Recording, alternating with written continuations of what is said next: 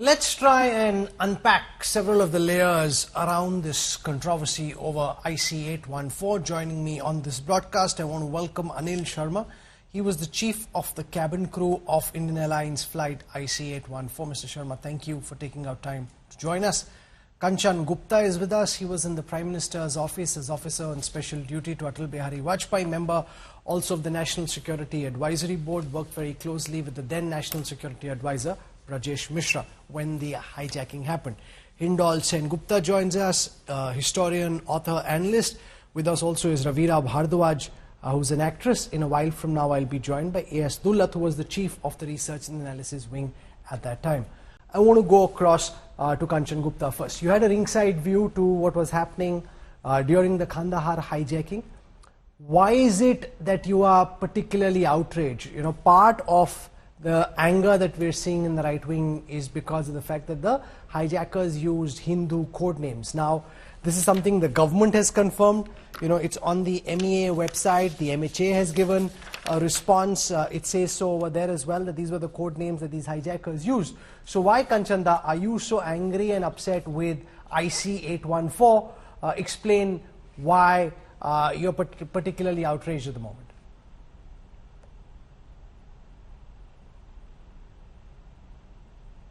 Kanchan Gupta? Yeah, that's a very long question, so I will try to quickly answer all the three parts of it. One, I don't think the outrage is only about the code names that were used by the hijackers and the code names that were given to them by their ISI handlers in Pakistan.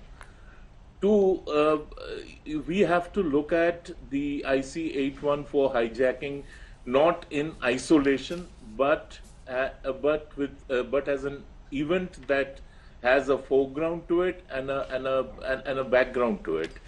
So the third part is that you do not take a very complex story like the hijacking of IC814 and reduce it into a mini series for Netflix without at least trying to have a 360-degree view of what happened during that one horrible week which all of us faced.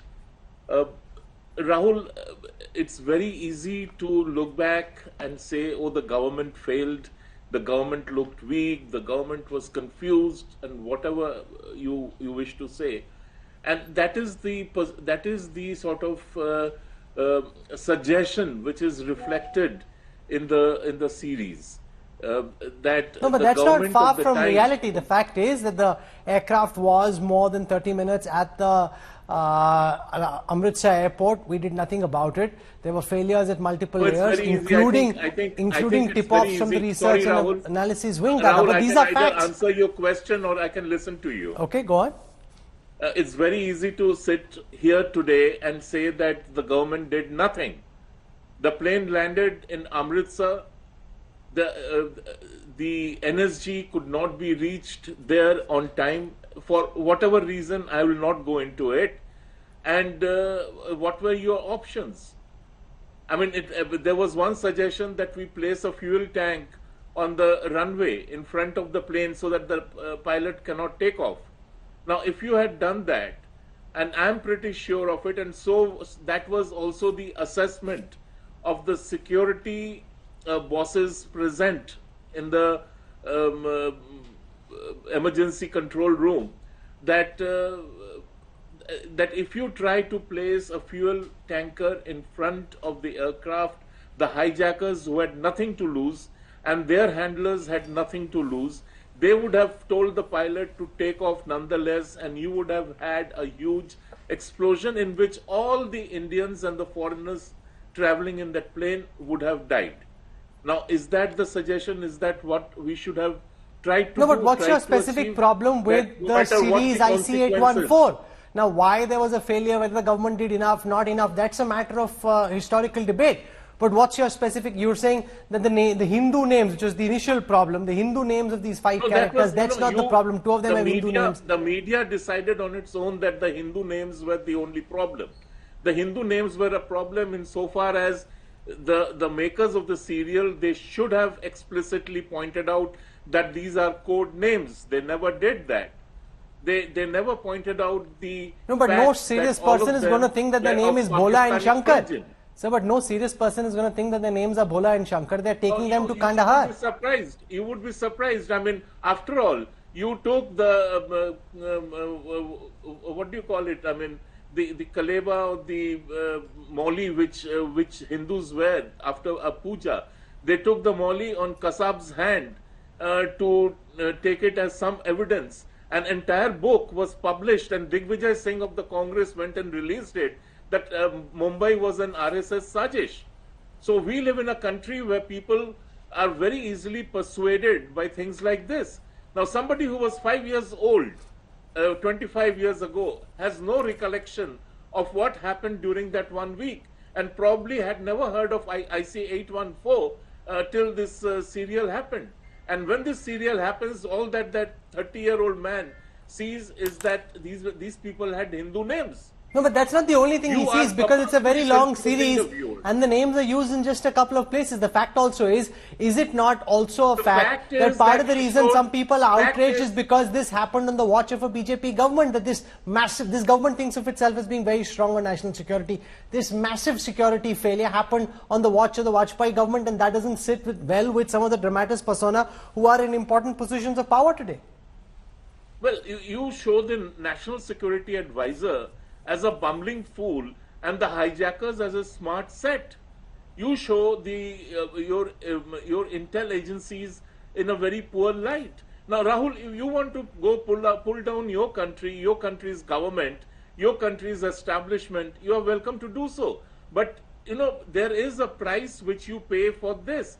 Today, shall we make a film to suggest, and it has been suggested in all seriousness, that the Twin Towers were never destroyed, they never existed, and it was all a Hollywood show which was managed with scale buildings, models. So, I mean, you know, if we try to sell that as a serial, would it run? Would Netflix run it? Now, no. Don't give me this thing that it was creative license. Creative license has to stop at some point, especially when you are dealing with a situation which was of hostage taking. It was a terrorist attack on India in the skies, and it happened from Kathmandu, and it is not something which happened out of India. And you cannot say that the government, I mean, after all, the government brought back every hostage alive, and that by itself, I think, showed a huge success of that government. It's very easy now so to Dada, say, you were part of that operation, and therefore you're thinking of it as a success. I was a cub reporter at the time. I think of it as a failure. Now that's where differences are acceptable. Why do you think of it as a failure? Because you let go of 3 terrorists who played a very pivoted role in terrorist activities in India and elsewhere. Now that's a matter of a much larger debate. So the warnings from RAW, if they'd been acted on time, if somebody had taken a decision, asked the Punjab DGP to send his commandos, the Punjab DGP later says, I was waiting for instructions and none of them came, nobody took a decision. That's what AS Dullat says as well. They were looking at each other, waiting for somebody to take a decision. There was a paralysis of decision making, which is why the hijacking succeeded in the first place. The hijacking didn't happen out of India. The hijacking happened out of Kathmandu.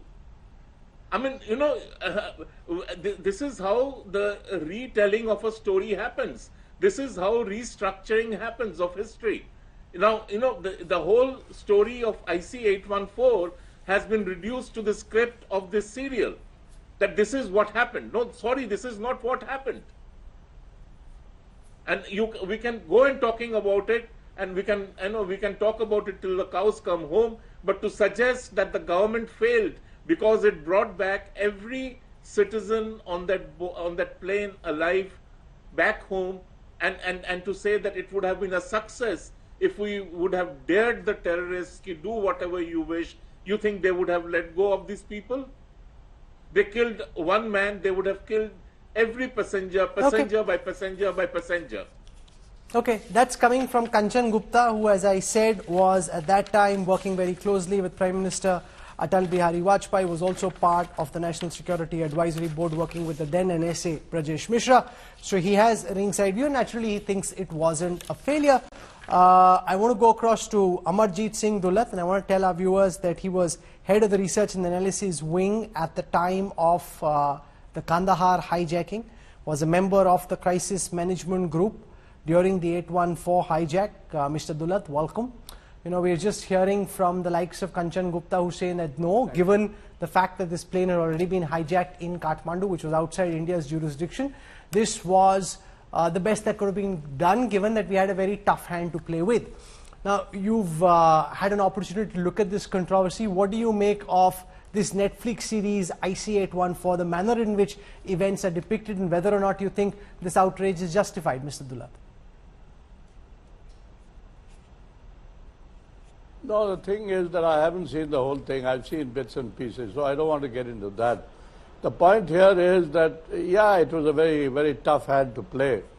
And the hand was with us only up to Amritsar. You know, while the plane landed in Amritsar, we had an opportunity to make sure it doesn't leave Indian territory. But once it had left Amritsar, I would agree with Mr. Gupta that there was no other option but to do a deal. And we did the best possible deal through the best possible negotiators, and that's what happened at the end. Why did but yes, Amritsar was no one take a decision at that time, Mr. Dullat? And I'm asking you because you were in the crisis management group, you were head of RAW when this hijacking happened in 1999. Why did no one take a decision to send commandos at the Amritsar airport to try and storm this plane while it was still on Indian soil? Yeah. So, yeah, that's what I'm saying. There was a goof up there. And because nobody took a call, you know. So who should have taken that call, Mr. Dullat? Punjab and the Punjab police. Well, we were all there. We should have taken a call. Now, I don't want to name names, and I'm not going to name names. It's not fair after so many years to name names. But we were all there, so I would say I'm also to blame, you know, as much as anybody else. But who had to take the call? Well, that's a different thing. No, but this is a political call. It's not a call that an officer can take. If you're going to send, like for example, when we went across after Uri and when Balakot happened, that was a political call. These aren't just calls services and their chiefs can take.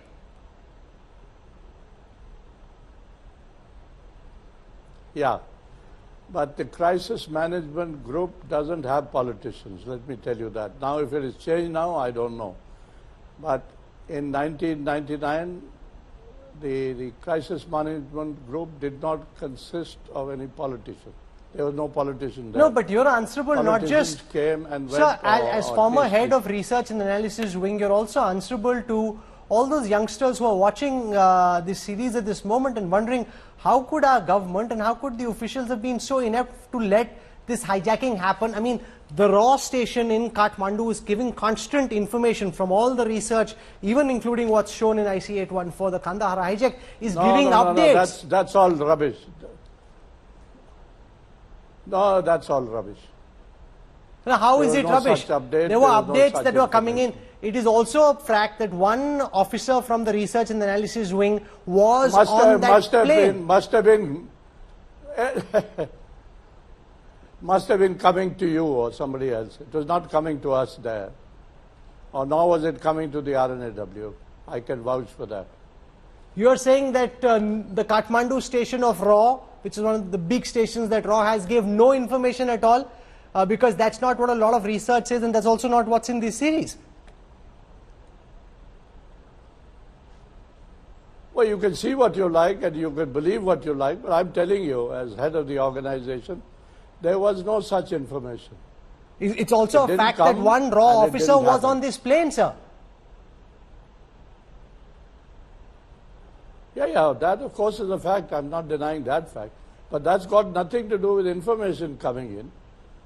That poor man who was stuck in that plane for 8 days or 7.5 days, he didn't know nothing about all this.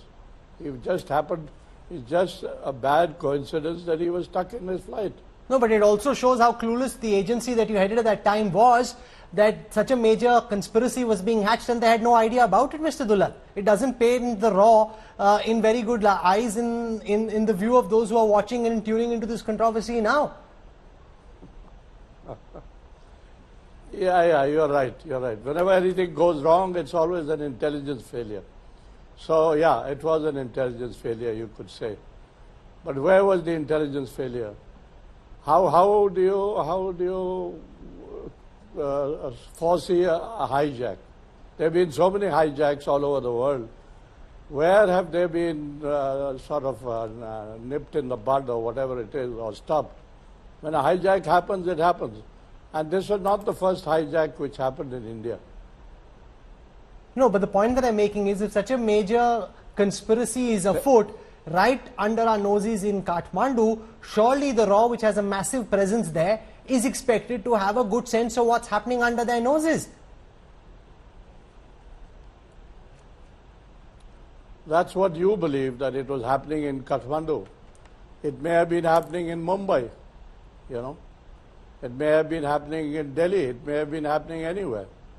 In fact, these 5 fellows who hijacked that aircraft, they got their passports from Bombay. And that's how we got to know that who was who and who had hijacked the aircraft and how they had got these passports in Bombay. Sir, one of the allegations against this series is that it depicts the ISI in favorable light. Towards the end, the filmmakers basically try and give the ISI some kind of a clean sheet by saying, oh, they were so out of the loop with what was happening that when the hostages were freed and the terrorists were released, that the ISI wasn't even called to the celebration that took place where you had Osama bin Laden of the Al-Qaeda, you had the Taliban. They were all celebrating with these 3 terrorists and the ones who carried out the hijacking, but the ISI was nowhere there. They're giving the ISI a clean sheet. As former RAW chief, what's your understanding of the role the ISI played? Oh, the ISI definitely had a role in this. There's no doubt about that. And, this is borne out not only by our reports and things. There was a Pakistani journalist, well-known journalist, I'm just forgetting his name, who happened to be there in Kandahar, and he reported. He said one could make out very clearly the role of the ISI and how the ISI controlled the whole operation. No, so I don't have to say that. Then why do you think Anubhav Sinha, the filmmaker, is seen showing the ISI in such... You better ask Anubhav Sinha, I'm not... I'm not a filmmaker. I'm talking reality. Now, I want to come back to Amritsar, Mr. Dullat, because you can't just get away by saying, oh, we couldn't take a decision. I mean, if the plane is there for 40 plus minutes, surely something or the other should have been done in that time. I mean, that is what people like you and others, including Mr. Doval, our current national security advisor, spend their life training for. It's at that moment when you need to take the decision, and at that particular time there is paralysis in decision making. Who was responsible for that, sir? As I said, I won't name names, We were all responsible. There were 5 or 6 of us there. We were all responsible. No, so all of you just couldn't take a decision, like you were just playing ping pong, passing the ball to each other. You couldn't take a decision on what to do with the situation that presented itself before you, sir? That's what I'm telling you, that a decision was not taken. There was no decision taken. And I'm not saying this for the first time. I'm saying this for maybe the 20th time or so. This whole 814 has come up all over again after such a long time. I said this when this happened. And I was interviewed umpteen times then also, and I said the same thing. That, there was a goof up in Amritsar. We could blame Punjab police. Actually, Mr. Gill had held the Punjab police responsible. But the Punjab police's way of looking at it was that I had a long conversation with the DG, and he said, I'm not KPS Gill, and I was not going to put my job on this thing. And he says his chief minister told him he didn't want to have bloodshed in Amritsar, the chief minister being Mr. Prakash Singh Badal. And Delhi was indicating the same thing, because when the DG said, we can storm the plane, but I can't tell you how many casualties there would be.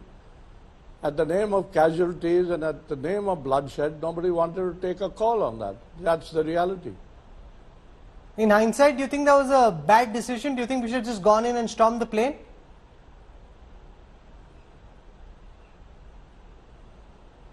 Well, that's one option. We could have done that. But I think in hindsight, and that's what I said is, I think the message which needed to be conveyed to the DG Punjab or to the Punjab police was, this aircraft is with you now in Amritsar.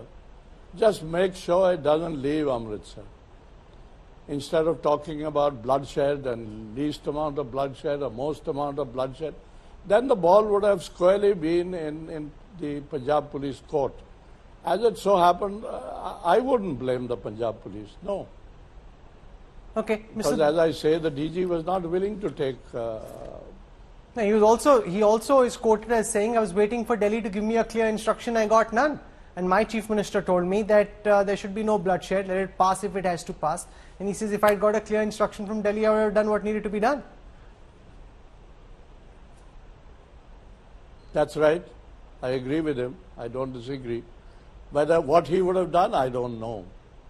But he's right in saying that he was waiting for instructions from Delhi, which were not forthcoming. They never happened.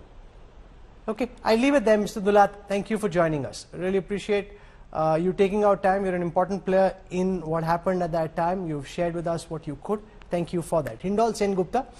There's a lot of outrage that we're seeing amongst the right-wing ecosystem, which says that IC814 is a hatchet job for the ISI, that Anubhav Sinha seems to be whitewashing the role of the ISI. But then there's also creative license and liberty, and you're an author yourself.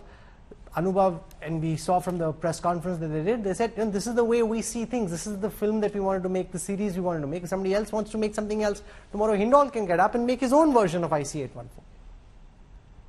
Yeah, that's perfectly fine. If this is the creative liberty Anubhav Sinha has, I have the creative liberty to call him a traitor to this country. There is all kinds of treachery that happens to nations. Selling nuclear, information, nuclear weapons information is not the only kind of treachery. Creating a false narrative about the security conditions of a country so that future generations get a wrong impression about the crisis in a country is also treachery. It's narrative treachery. Anubhav Sinha belongs to a small clique, a cabal within Bollywood, which will do anything. They have this idea that they're going to bring peace between India and Pakistan by lying consistently about Pakistan, its role in hurting India consistently, and about the ISI. No, so are you also amongst those, Hindol, who are objecting to Bola and Shankar? This is not creative liberty, in my opinion. These are lies. At the end of the day, this series completely whitewashes Pakistan and ISI's role. This is treachery. This series shows that the raw officials torturing, people in Nepal, that absolutely didn't happen. No reading that you do on what actually happened will ever give you this. This is absolutely imagination, and this is imagination designed to create false impressions against the country. So I repeat, if this is creative license, then I'm absolutely at liberty to say that the people who made this are essentially traitors. This is narrative treachery. No, but are you amongst those who say that showing the names of two of the terrorists, their code names as Bola and Shankar, is also wrong? Because now, there is enough material in the public domain, including admissions by the Ministry of Home Affairs and External Affairs, that those are the names they use. I think it is extremely sly and dastardly and particularly malignant.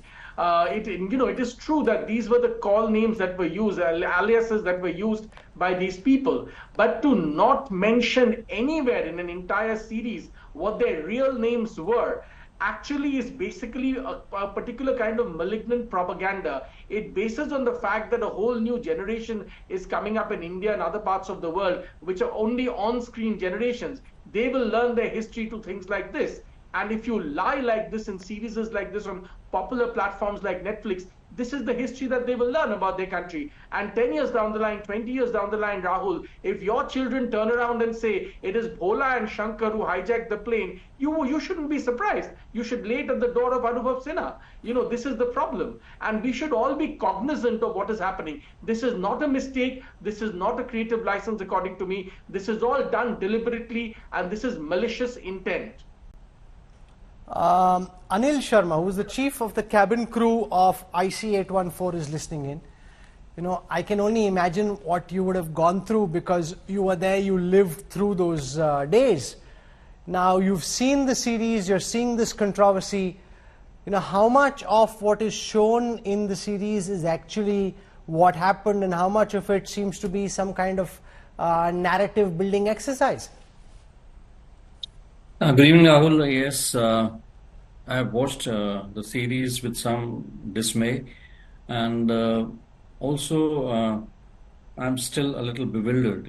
I don't think I can decisively say that this debate about fiction versus inspiration versus portrayal of this events as suits the director's imagination is settled. There'll still be people who favor or strongly back the director that he is at liberty to do whatever he did. As an insider, as somebody who went through that, obviously, when you find IC814 written on the title, you start believing, there's going to be a semblance of, there's going to be some resemblance to the originality. There isn't to begin with. As Mr. Hindol said, that all those things which are happening in Kathmandu, they are new and they've not been in the public domain. So, okay, you could credit that to cinematic liberty. But when it starts, the aircraft gets taken over, there are inaccuracies. On a personal level, I am shown attacked with blood all over my face, and then the horses take over.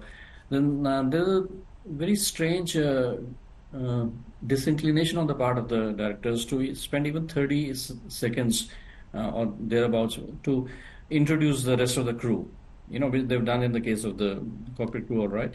Why I say that is because then at one point in the series they show 8 of them planning, 8 of us, what do we say, planning to take on the hijackers. So if you go to show the roles, you might as well give them names to begin with. Then I don't think from the point of view of a film viewer, the tension in the cabin was very well captured or documented. It was just, they were, as if they were rushing to the scene. They wanted to get to the negotiations part of the show. And I'm in agreement with people who, as Mr. Dullat said, that I think that officials were doing a very good job, and it's not, it didn't happen the way it did. And it's up to Kanchan and Mr. Dullat to dwell on that further. But as someone who has known Mr. Doval, he released my book. He also came to address us over after the release, after the deal was done in the aircraft, after having met Mr. Vivek Karju over there, after having met officials of the Intelligence Bureau who kind of interrogated us after we came back. I am pretty confident that they did try their best, and the hookups that we're talking about at Amritsar is a bigger debate for me to enter into. No, so how much of what is shown is what you saw happen around you, and how much of it seems to be just fantasy and make believe? Why I ask you this is because everybody else can have an opinion, but you were there, you actually saw what happened. See, you see a sense of exaggeration in quite a few things. Like, as I said, but they're not claiming to be a documentary. They're saying it's a cinematic adaptation of what happened. Even if that is the case, won't you show, haven't we seen shows on hijacking incidents made in the international cinema by Hollywood or elsewhere? They pay attention to detail. Here it wasn't. It was almost as if the intention wasn't there. They didn't seem very keen to portray the terror as it actually affected the passengers. Okay, there's scenes where they've shown them slapping and all that, but I think in a six-part series, they could have gone into a little more detail about how it was affecting which families were uh, actually getting more affected by this thing. Yes, there are good points also. Let's be honest. They've shown Ripon Katyal's wife actually very, very tormented by the absence of her husband, and but the I don't know, something doesn't sound very convincing about the portrayal of the happenings in the aircraft. And then the exaggerations tend to take. Now, as I said, you not settle the debate between whether it's fiction or it's inspired by the series. So you giving it a title IC814, then anyone watching it would be justified in expecting it, Okay. But they'll be true to the original story. So Arnab Ray joins me. He's an author and he's taken the position that this is a big mistake by the government and the right-wing ecosystem in attacking IC814. Do you want to explain that, Arnab? Why is it that you feel that those protesting, the likes of Kanchan or Hindol and others, are actually taking a position which doesn't do India or this government or the BJP any good? Arnab. So for me, the problem started with the original attack tack that was used by the Hindu right-wing IT cell, which was on the use of these names. That somehow the director was trying to imply that they were not Islamic terrorists, but they were Hindu terrorists. Now that was factually incorrect because, as we all know now, that these were the actual code names that they used. So my point that I made was that this was not what you should attack it on. The problem that sometimes social media, it happens in social media, is that people get fixated on the wrong thing. And this is honestly pretty much, and this is an extremely political movie in my opinion. I think that what the creators are trying to get at is not that this was not an act of Islamic terror. I mean, anybody with half a brain who watches the movie, even if they've never heard of it, would not think that Hindu terrorists would take a plane to Taliban-controlled Afghanistan, right? So it doesn't make any sense. The real sleight of hand is somewhere different. I think it is that this movie is a political movie which does exist, because it's part of a very progressive platform, to do two things. First of all, to blame the then BJP government, which you can say is fair game. The second is, in my opinion, it humanizes the terrorists, which I don't think is fair game. And that is where the objection should have been. Having said that, with things like this, the best strategy is to ignore. This is something which the right-wing ecosystem has yet to learn. If you outrage, any publicity is good publicity. Just look at this. We are now discussing this TV series here on prime time. We are giving this TV series vital oxygen. And as somebody who's written for a TV series, I would know that this is gold. And so if you really think that something is objectionable, just don't talk about it. Ignore it. The left-wing ecosystem has figured that out long time ago. Just deplatform, pretend it doesn't exist. Kanchanda, you want to respond to this? I hadn't seen the whole series yesterday. I watched it. I would never watch a TV series during working hours. But given the fact that we had to do this show, and if you want to do a meaningful job, you have to know what you're talking about. So I watched the whole thing. And a lot of other people would be watching now. Laga ke dekhte hain ki hai kya? So all this outrage actually has Netflix laughing all the way to the bank, and Anubhav Sinha is the happiest person going around. Well, Arnab is making out as if the only issue with the government is what happens on social media, or the outrage on social media. I'm sorry, it's not as simplistic as he makes it out to be. There are problems, as I said, and I'm repeatedly telling this to you. Maybe Arnab was not around when this show began. That it is the Hindu code names that have been used is the least of all issues that we think are of concern. And because you cannot deny that these were code names that were actually used. And the government itself, I mean, the Home Minister, Mr. Advani, when he made a statement in Parliament, he made it very evident. It was a factual statement which gave a full disclosure of all that had happened. I can only repeat what I told you, that there is a 360-degree view of IC814, and that is not reflected in this serial. Now, there are different ways of looking at it, Ravira Bhardwaj. One is what you're hearing from Kanchan Gupta, and even from... Just let me complete one point over here. Yes. That this is nothing, I mean, in our assessment, the tone, the tenor, the direction of the script, the manner in which it has been put together, Arnab has added a political label to it, that they come in from the left or they come in from wherever, the liberal left. I am not interested in that. I'm just saying that the script has been crafted in a manner, the production has been done in a manner that it whitewashes the actual crime of IC814. It humanizes the terrorists. It normalizes crime as grievous as hijacking an aircraft, a passenger aircraft, and it ultimately goes to the benefit of Pakistan, which can now turn around and tell you, India today, that see, we told you that we were never involved in this hijacking, and this your own film made by your own people says that makes no mention of us over there. Now, Ravira Bhardwaj, there is a point there. Let me quote someone who does not definitely reflect our views, Veer Sanghvi, who says that this serial is nothing but a propaganda film for the ISI. Now, Ravira Bhardwaj, here's the thing. If this series was called IC850 or something like that, I'm just making it up, then you can say whatever you want, do whatever you want, because you're not claiming to be inspired by real events. When you're inspired by real events, then the expectation is that you'll be as true to what actually happened, given how recent this is in public memory.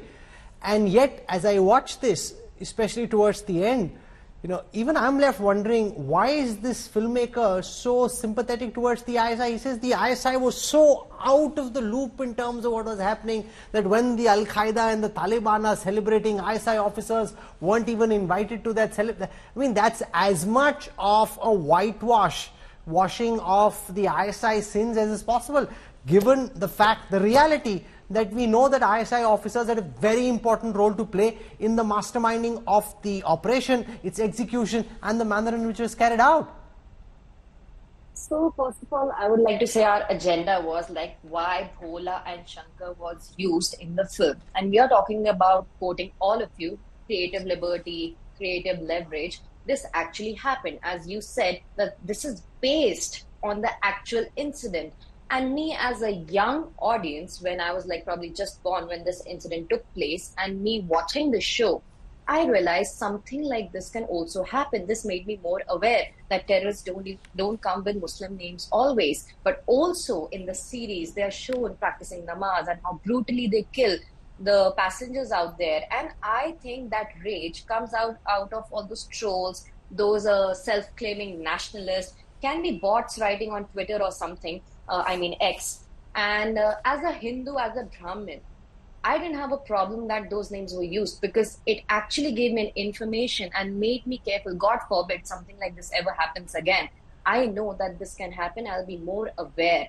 And if as a Brahmin, I don't have a problem. I don't know who all are those people who have such a big issue that they're just extending it and talking about something that happened 25 years ago and not taking it as just an information and dwelling more into what could have happened, what didn't happen. We can't change the past. And I think the director has just shown what has happened, and it's based on it. It's not going to change the fact that it was Bhola or Shankar. The director stuck to the facts that actually those names were used. It makes us more informative about the fact that this can happen. Okay. And I think there's nothing wrong in it. Kanchan Gupta, now that Netflix has put out this disclaimer, which will come, during the beginning, giving their real names, and this, is this where the controversy rests? Is this where it ends? You're on mute. You're on mute, Dada. Kanchanda, you're on mute. Also, I think You, Rahul, are distilling it to just 2 names or 4 names or whatever. And the question you asked this, the lady here, was not about the names. It was, why is it that by the time you by the time you have watched all of it, you realize that you are told, you don't realize, you are told that the ISI was not in the loop, Pakistan was not aware of it. I mean, these are the things which we should be talking about. No, and we are. That is not what it was. Even while the hijacking was on, we had found out that 4 of the facilitators were in Bombay. That 3 of them came from Pakistan, 2 I think from Lahore and 1 from Rawalpindi. We found out the real names of the hijackers from their Bombay handlers, and Mr. Dullat just made a very passing reference to it, understandably so. This is truly baffling. This was a very complex thing. It was a very complex story. You wanted to know, why did the government not do this, not do that? The government was under 24/7 siege. NDTV was running 24/7 a Rudali show of women beating their chests. Some doctor in Delhi rushing into a press conference by Jaswant Singh, saying Kashmir de do, kuch bhi de do, unko wapas lao. That was the situation NDTV was creating. I have absolutely no hesitation in saying this now. No, but those in government need to know how to deal with that pressure. Coming and saying, pretending as if she is some great counter-terror expert, that the government should have done this, government should have done that. Baba, government did it in consultation with the main opposition. The main opposition was taken into full confidence, and the main opposition very clearly said, we stand with the government. And the main opposition from day one said, not a single passenger should be harmed. All of them have to be brought back alive. That was the consensus. That was the political consensus. And when the government brings the passengers alive, you say, oh, the government did nothing. You wanted the government to tell the hijackers ki jao plane ko, jahaj ko uda do, hum kuch nahi mangte aapki. And this is also from... And you will not surprisingly ask the producers, why is it that in the end you exonerate? No, I don't understand that. I simply don't understand that, which is why I invited Anubhav Sinha, and I want to extend that invitation publicly as well. Pulwama was carried out by whom? If you're watching Anubhav, I'd be very keen, not in an antagonistic fashion, but just to try and understand what's really going on. Because if this was a film made by somebody who's funded by the ISI, it makes perfect sense, because then you're supposed to whitewash the role of the ISI. But if you're funded by Netflix, there is really no compulsion to go out of your way to give the ISI a clean sheet. I mean, even the ISI would not expect this clean sheet, because they know and would probably be very proud of the role they played, because that's what their job is and that's their role. So why would we go out of our way to give such a clean sheet to the ISI? Now, Arnab made an important point as well. The more you talk about it, those who haven't seen the series, they're all going to go rush and watch the series. The next time you have a problem, just ignore it. The more you talk about it, I'm pretty certain if you're watching at this moment, you're probably either you've already seen it or midway through it, or you would like to go back. And the happiest people with that are Monica Shergill and Anubhav and their bosses at Netflix would be delighted with the kind of free publicity they've got, because people were outraged, and outrage always is good for eyeballs. Anyway, this is where I end this conversation. We were able to unpeel several of the layers around this IC814 Kandahar hijack story.